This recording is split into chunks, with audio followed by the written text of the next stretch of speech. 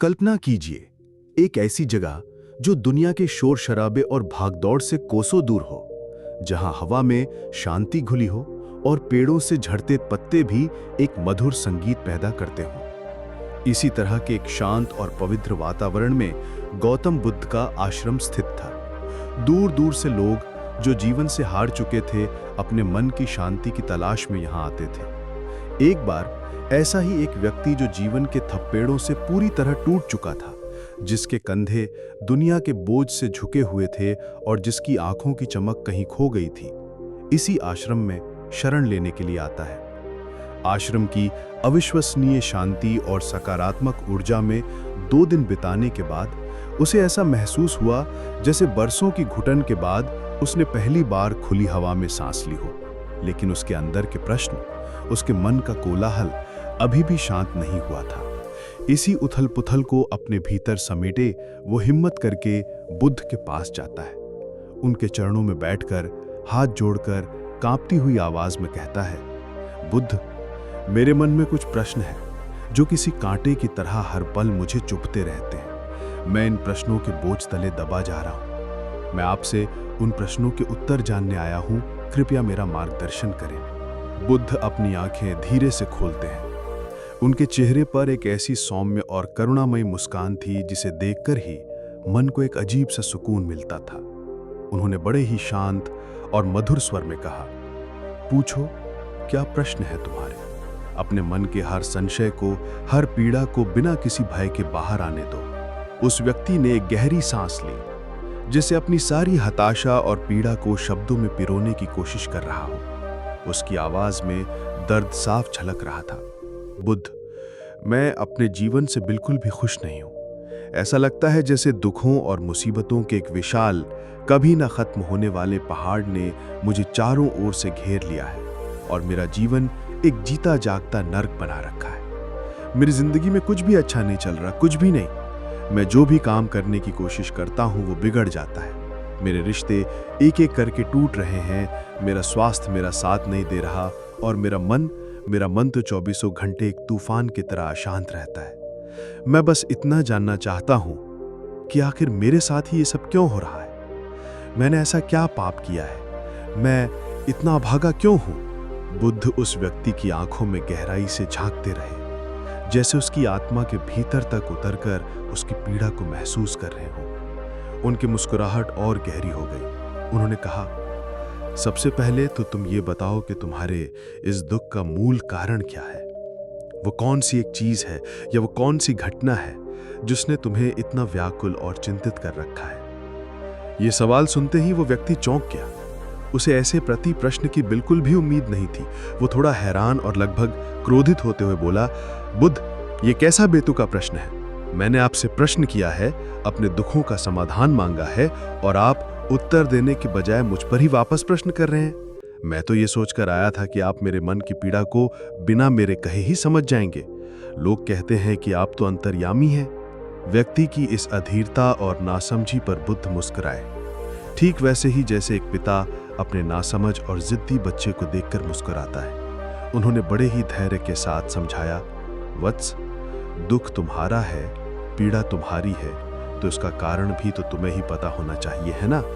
अगर तुम्हारी बीमारी का असली कारण तुम्हें ही नहीं पता, तो कोई भी वैद्य उसका सही इलाज कैसे कर पाएगा? तुम मुझसे ये उम्मीद कैसे कर सकते हो कि मुझे तुम्हारे दुख का कारण पता होगा जब तुम स्वयं उससे अनभिज्ञ हो? मैं तुम्हारे मन को पढ़ सकता हूं, लेकिन तुम्हारे मन के सत्य का सामना तो तुम्हें ही करना होगा। व्यक्ति थोड़ा नर्म पड़ते हुए बोला, लेकिन बुद्ध, लोग तो कहते हैं कि आप भगवान हैं, आप सर्वज्ञ हैं, आप लोगों के मन की हर बात जान लेते हैं, फिर आपको मेरे दुख का कारण तो पता ही होगा। बुद्ध हल्के से मुस्कुराए और फिर उनकी आवाज में एक अद्भुत गंभीरता आ गई। उन्होंने कहा, यही तो तुम और दुनिया के अधिकतर लोग सबसे बड़ी गलती कर रहे हो। तुम ये सोच रहे हो कि कोई और आएगा, कोई चमत्कार होगा और तुम्हारी सारी समस्याओं से तुम्हें एक झटके में छुटकारा दिला देगा। लेकिन सत्य यह है कि ऐसा कभी नहीं होने वाला। अगर तुम्हारी परेशानियों की इन भारी बेड़ियों से तुम्हें कोई आजाद करा सकता है, तो वो सिर्फ और सिर्फ तुम खुद हो। तुम्हें लगता है कि मैं बुद्धत्व को प्राप्त हो चुका हूं, तो मैं तुम्हारी समस्याओं को अपनी किसी दैवीय शक्ति से खत्म कर सकता हूं? नहीं, मैं भी तुम्हारी तरह एक इंसान हूं। बस फर्क इतना है कि मेरे अंदर कोई उलझन अब शेष नहीं रह गई है। मेरे लिए सब कुछ एक शांत झील के पानी की तरह स्पष्ट हो चुका है। और जिस दिन तुम्हारे अंदर की भी सारी उलझनें समाप्त हो जाएंगी, जिस दिन तुम्हारा मन भी शांत और स्पष्ट हो जाएगा, उस दिन से तुम्हें भी अपनी समस्याओं के समाधान के लिए किसी बुद्ध के पास जाने की जरूरत नहीं पड़ेगी। उस दिन तुम स्वयं अपने लिए प्रकाश बन जाओगे। बुद्ध एक पल के लिए रुके ताकि वो व्यक्ति उनके शब्दों की गहराई को आत्मसात कर सके। फिर उन्होंने पूछा, क्या तुमने कभी किसी पुष्प को, किसी फूल को ध्यान से देखा है? व्यक्ति आश्चर्यचकित होकर बोला, बुद्ध, पुष्प? वो तो एक बहुत ही साधारण सी चीज है, उसे तो सभी ने देखा है, इसमें इतने ध्यान देने वाली क्या बात है? बुद्ध की मुस्कुराहट और भी गहरी हो गई। उन्होंने कहा, जिसे तुम साधारण समझ रहे हो वत्स, उसी में जीवन का सबसे गहरा और सुंदर रहस्य छिपा है। एक पुष्प भोर के घने अंधकार में बस एक नन्ही सी कली होता है।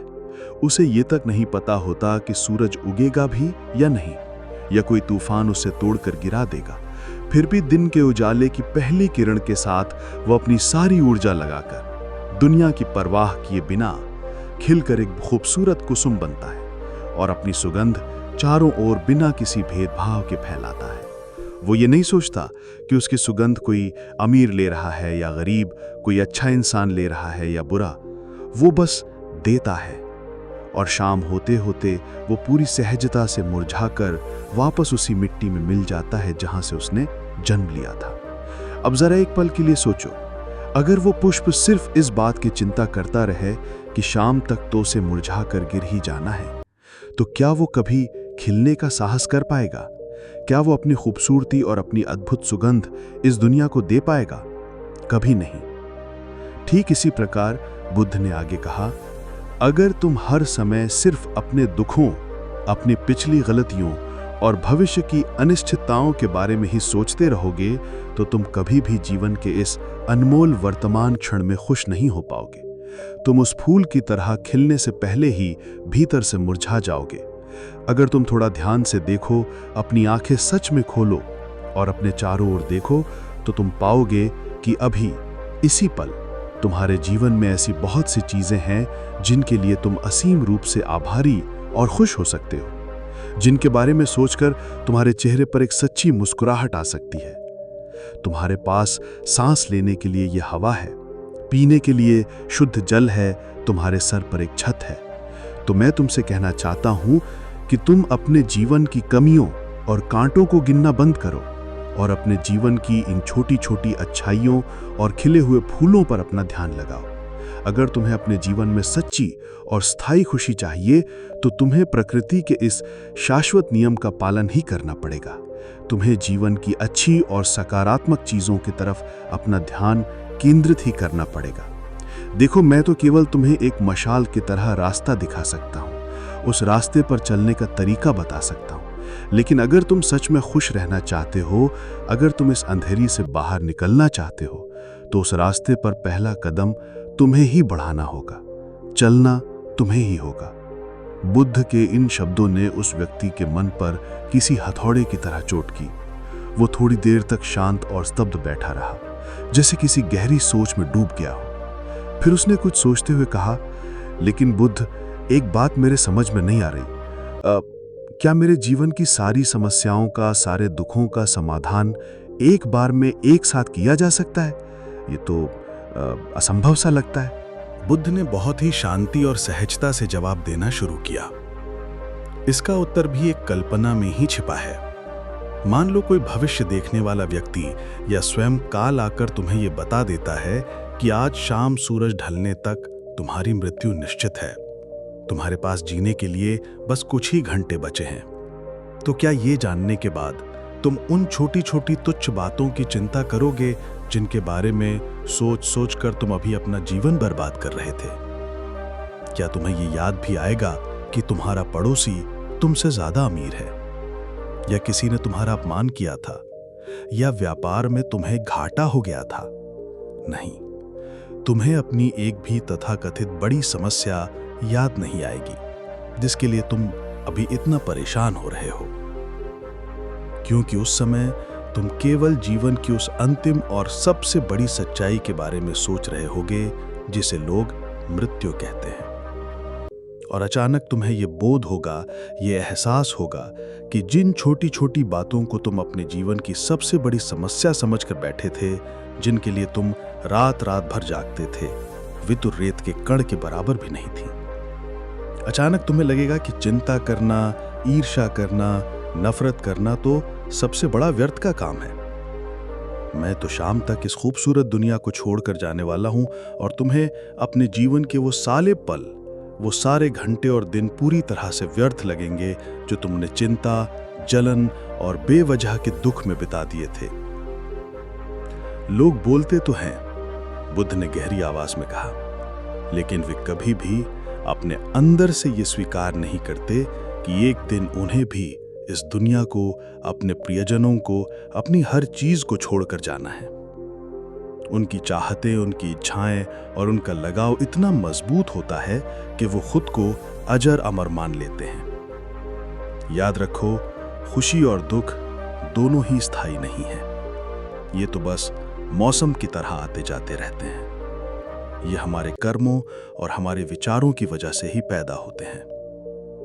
व्यक्ति जो बुद्ध की बातों को पूरे ध्यान से सुन रहा था, उसने बीच में रोकते हुए कहा, बुद्ध, तो क्या आपके कहने का अर्थ ये है कि मैं हमेशा ये सोचता रहूं कि मैं मरने वाला हूं?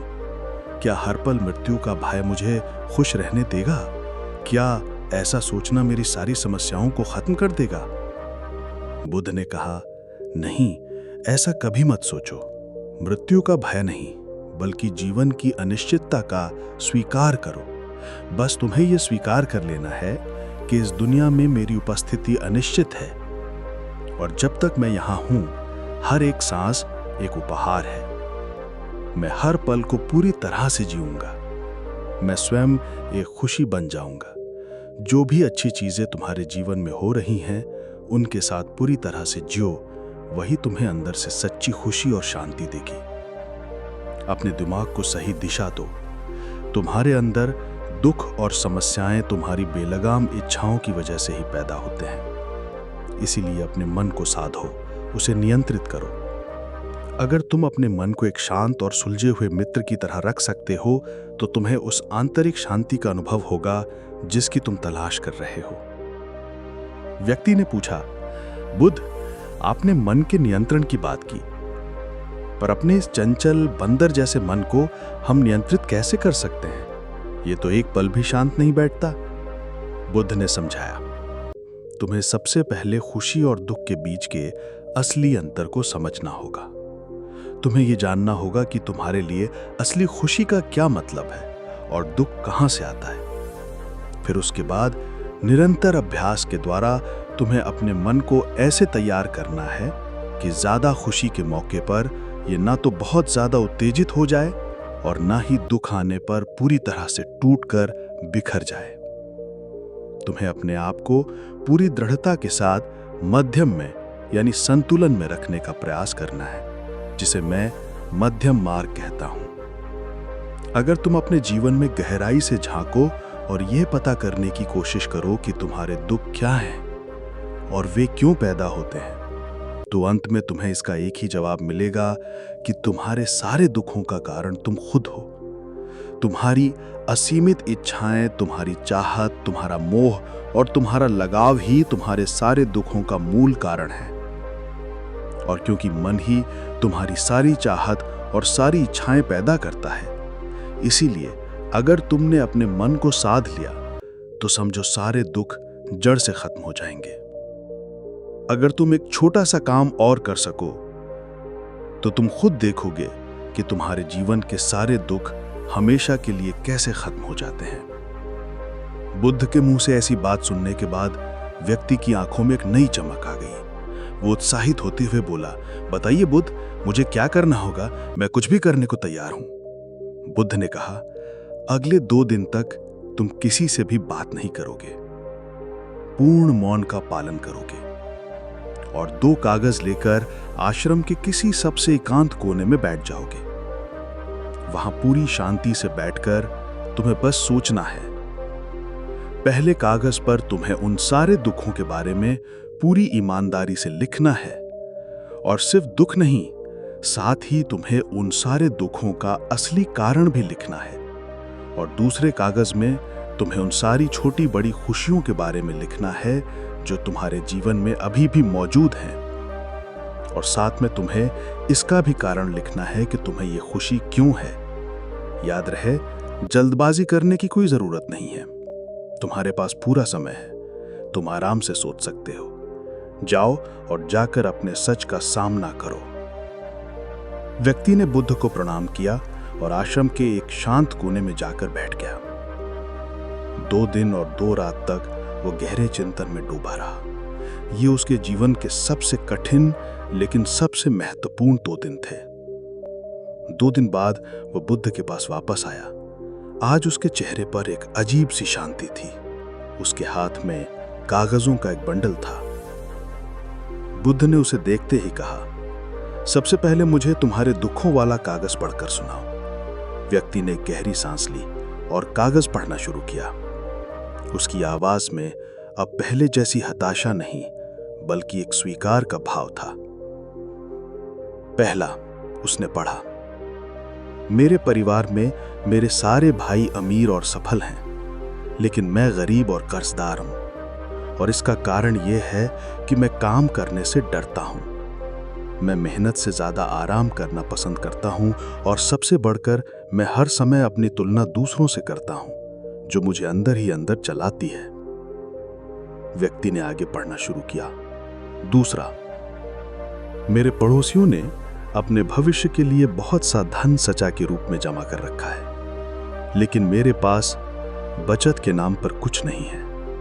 इसका सबसे बड़ा कारण यह है कि मैं काम बहुत कम करता हूं, जिससे मेरी आमदनी बहुत थोड़ी है, लेकिन मैं अपनी गलत संगति और दिखावे की वजह से खर्च बहुत ज्यादा करता हूं, जिसका परिणाम यह है कि आज मैं पूरी तरह से खाली हाथ हूं।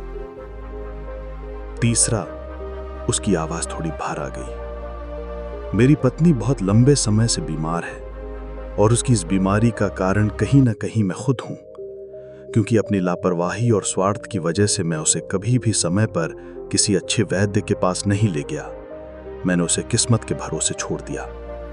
लेकिन सच्चाई तो यह है कि कहीं ना कहीं मेरे अंदर ये घिनौनी चाहत थी कि अगर मेरी पत्नी की इस बीमारी की वजह से मृत्यु हो जाती है तो मैं किसी दूसरी अधिक सुंदर स्त्री से विवाह कर लूंगा।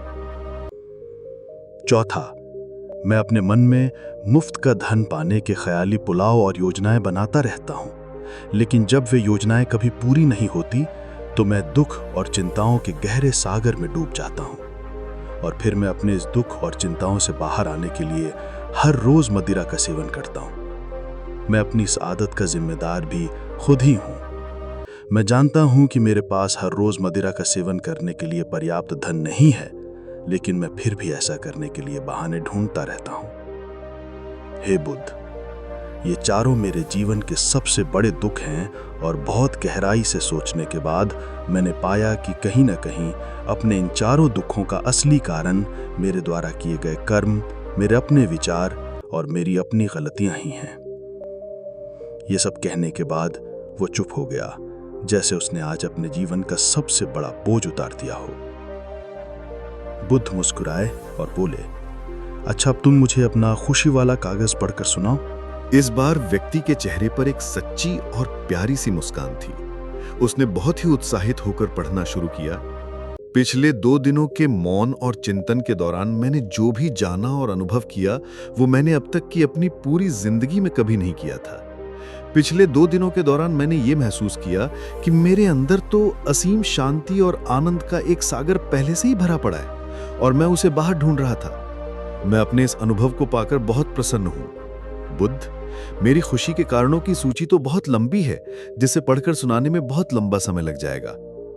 व्यक्ति के मुंह से ऐसी बातें सुनने के बाद बुद्ध मुस्कुराए और बोले, सिर्फ तुम्हारे लिए ही नहीं, बल्कि हम सबके लिए भी खुशी के कारण दुख के कारणों से कहीं ज्यादा होते हैं।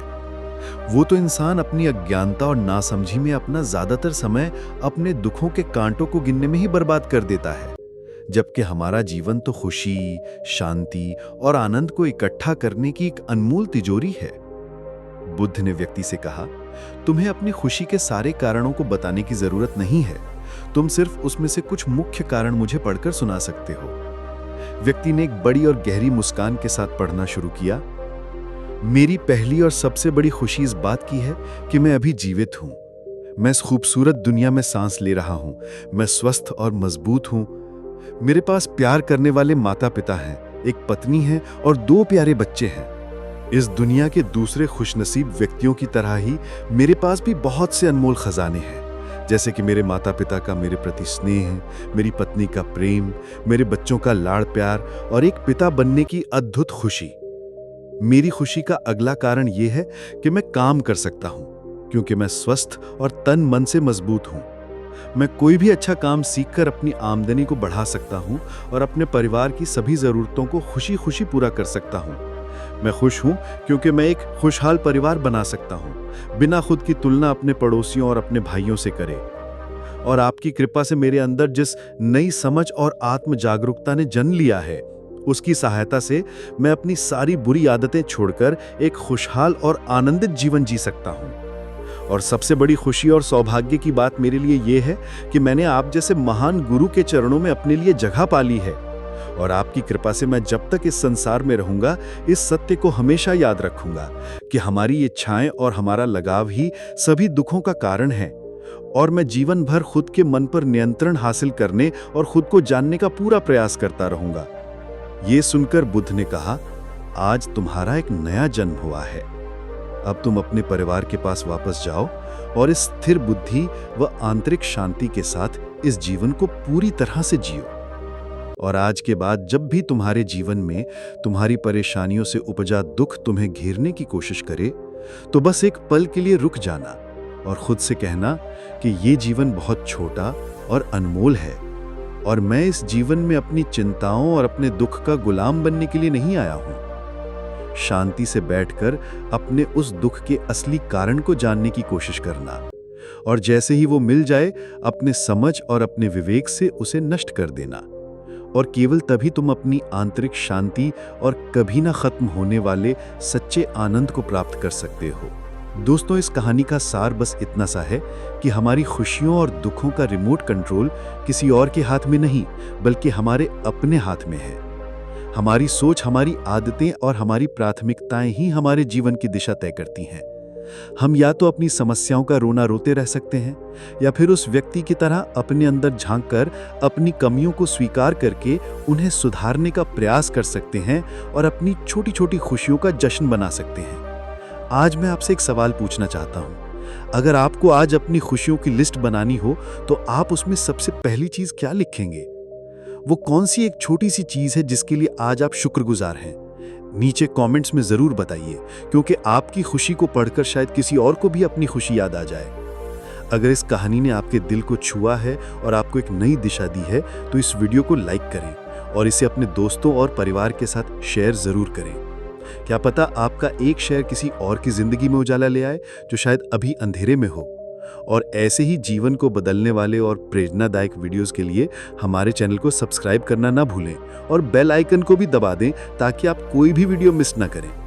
याद रखिए, आप अकेले नहीं हैं, हम सब इस यात्रा में एक साथ हैं। अपना ध्यान रखिए। धन्यवाद।